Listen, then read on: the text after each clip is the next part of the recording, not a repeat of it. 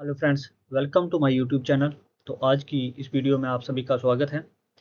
आज हम बात करेंगे ईडब्ल्यूएस के ऊपर। ईडब्ल्यूएस सर्टिफिकेट की बात करेंगे, इसमें रिजर्वेशन कितनी है, कब ये लाया गया। तो चलिए ज़्यादा टाइम वेस्ट ना करते हुए हम वीडियो को शुरू करते हैं। सबसे पहले 2019 में इंट्रोड्यूस किया गया 10% डायरेक्ट रिक्रूटमेंट के लिए रिजर्वेशन है। इसमें ओबीसी, एससी और एसटी कवर नहीं होते हैं। जो सेंट्रल लिस्ट में हैं वो इसमें कवर नहीं होते हैं। तो ये चीज़ ध्यान रखिए कि इसमें 10% जो है वो डायरेक्ट रिक्रूटमेंट के लिए रिजर्वेशन है। दूसरी बात आप बात करते हैं हम फैमिली, प्रॉपर्टी और एसेट क्राइटेरिया की। तो फैमिली में आता कौन कौन है, सबसे पहले इस चीज़ को ध्यान रखिए। फैमिली में आते हैं पेरेंट्स एप्लीकेंट खुद, सिबलिंग्स, उसके भाई बहन जो 18 साल से कम उम्र के हैं, स्पॉस, बच्चे जो 18 साल से कम उम्र के हैं। अगर वो शादीशुदा और उसके बच्चे हैं तो 18 साल से कम आयु के जो हैं वो इसमें इंक्लूड होंगे। प्रॉपर्टी की होल्डिंग की बात करें तो property holding across different state, different district, जहाँ जहाँ भी है, डिफरेंट विलेजेस, जहाँ भी होगी वो क्लब करके काउंट होगी। सारी प्रॉपर्टीज इसमें काउंट होंगी, रेजिडेंशियल भी और कमर्शियल प्रॉपर्टी भी। इसमें कोई कंफ्यूजन में ना रहे कि हाँ हमारे पास जो रेजिडेंशियल प्रॉपर्टी है वो कम है तो कमर्शियल स्ट्रक्चर इसमें काउंट नहीं होगा। तो इसमें कमर्शियल स्ट्रक्चर भी काउंट होगा। अगर आपकी शॉप है तो वो भी काउंट होगी इसमें। ग्रैंड पेरेंट्स की प्रॉपर्टी इसमें इंक्लूड नहीं होगी क्योंकि वो फैमिली डेफिनेशन में नहीं आते हैं। रेजिडेंशियल प्लॉट और फ्लैट की थ्रेशोल्ड की बात करें तो अर्बन एरिया की बात करें, अर्बन एरिया में 100 स्क्वायर यार्ड है और रूरल एरिया में मैक्सिमम लिमिट जो है वो 200 स्क्वायर यार्ड है।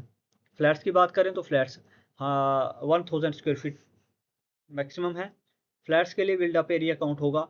जो ब्रिक्स, पिलर स्पेस ये इंक्लूडेड रहेंगी और जो कॉमन स्पेस एरिया है वो कंसीडर नहीं किया जाएगा। अब एलिजिबिलिटी ऑफ एप्लीकेंट की बात करते हैं, कौन कौन इसके लिए अप्लाई कर सकता है। तो मैंने आपको पहले भी बताया कि एससी, एसटी और ओबीसी कैंडिडेट जो हैं, जो सेंट्रल लिस्ट में है, वो इस ईडब्ल्यूएस रिजर्वेशन के लिए एलिजिबल नहीं है क्योंकि उनको एक अलग से पहले से ही उनको रिजर्वेशन जो है वो दे दी जा चुकी है। ओबीसी की बात करें तो ओबीसी जो स्टेट लिस्ट में है बट सेंट्रल लिस्ट में नहीं है, वो इसके लिए अप्लाई कर सकते हैं अगर वो बाकी कंडीशनें फुलफिल करते हैं। तो वैकेंसीज की बात करें तो इसको सिर्फ डायरेक्ट रिक्रूटमेंट के लिए ही जो करंट ईयर में जैसे अनफिल्ड वैकेंसीज के लिए जो है वो कैरी फॉरवर्ड नहीं की जाएंगी। इसमें जो रिजर्वेशन कैलकुलेट होगी वो करंट ईयर वैकेंसीज के ऊपर ही रिजर्वेशन जो है वो काउंट की जाएगी। तो इस चीज़ को ध्यान रखिए। इनकम क्राइटेरिया क्या रहेगा, इसमें इनकम फैमिली की grass annual income must be below 8 lakh. आपको पीछे फैमिली की डेफिनेशन बताई, तो फैमिली की इनकम जो है वो 8 लाख से कम की होनी चाहिए। फैमिली इनकम, हर चीज़ से फैमिली इनकम इंक्लूड होगी, including income from salary, agriculture, business, other profession, pension, मतलब हर चीज़ से, from all sources grass income is considered. Taxable income consider नहीं होगी। हो सकता है ग्रास इनकम आदमी की 10 लाख हो और उसकी टैक्सेबल इनकम जो है वो 6 लाख है, 7 लाख है, तो वो टैक्सेबल इनकम काउंट नहीं होगी बल्कि इसके लिए ग्रास इनकम काउंट होगी। इस चीज़ का ध्यान रखें। अब इशुएंस ऑफ सर्टिफिकेट कौन इशू कर सकता है, तो इसको हमारे जम्मू कश्मीर में तहसीलदार या इसके इक्विवेलेंट जो पोस्ट है वो इसको इशू करता है। आजकल ये ऑनलाइन मोड में जो है इशू होता है। अगर कोई फेक सर्टिफिकेट, अगर कोई इंफॉर्मेशन गलत दे के फेक सर्टिफिकेट बनवा लेता है तो उसके लिए पॉसिबिलिटी है कि वो फिर बाद में टर्मिनेशन फ्रॉम सर्विसेज जो है वो होगा। तो इसलिए नलिफाइड इंटेंशन के साथ ईडब्ल्यूएस के लिए ना जाए। इसके बाद अब बाकी क्लियरेंसेस क्या क्या हैं इसके लिए।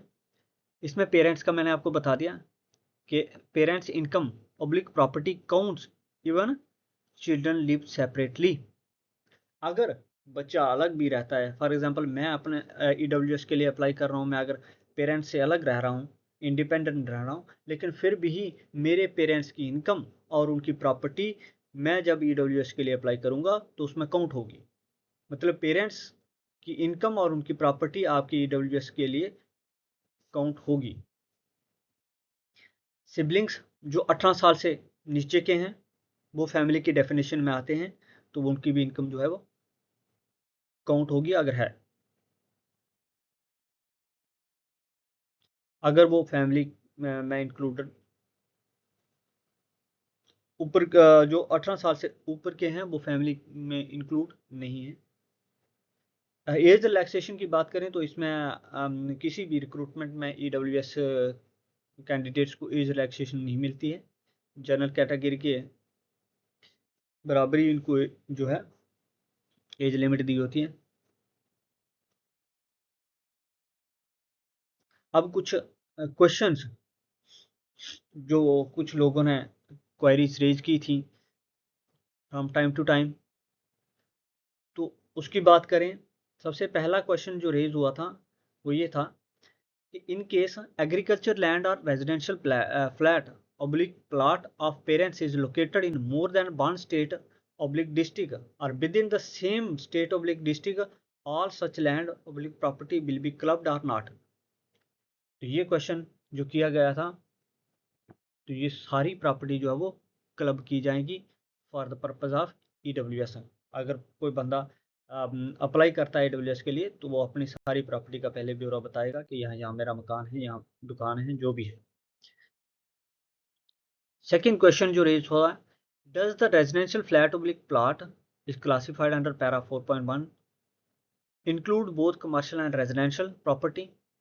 तो ये भी दोनों इंक्लूड होंगे, रेजिडेंशियल भी काउंट होगा और जो कमर्शियल है वो भी काउंट होगा। Will the property of grandparents not distributed among the parents of applicant must be counted